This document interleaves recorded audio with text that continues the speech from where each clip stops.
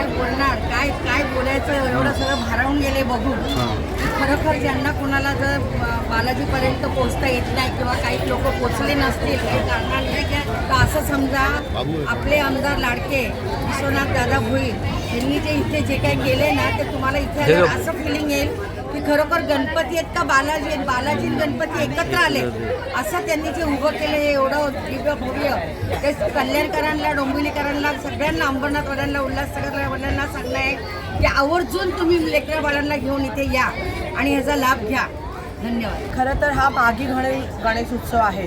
प्रतिवर्षीप्रमाणे आज आमदारांनी खरं सांगायला गेलं तर कल्याणचं जे स्वरूप इथे प्रकट करून दाखवलेलं आहे. म्हणजे बालाजी तीर्थधाम जसं आहे तसं कल्याण शहराला एक लौकिक आपण बोलू शकतो ना, म्हणजे एक सौंदर्य प्राप्त करून दिलेलं आहे प्रति बालाजी इथे घडवून. आणि शिवाय आपल्याला हे बोलता येईल की फक्त कल्याण शहरामधनंच नागरिक इथे दर्शनासाठी भाविक आलेले नाही आहेत. अखंड महाराष्ट्रामधनं आपण बोलू शकतो की भाविक, जसं की आमच्या कोटक भाभी बोलल्या की डोंबिवलीकरांनी पण इथे येऊन व्हिजिट दिली पाहिजे, भाविकांनी यायला पाहिजे. तर आमचं एकच म्हणणं आहे की वेगवेगळ्या भागांमधनं जसे लोक येत आहेत तसं समस्त महाराष्ट्रामधनं लोकांनी इथे येऊन दर्शन घ्यावे.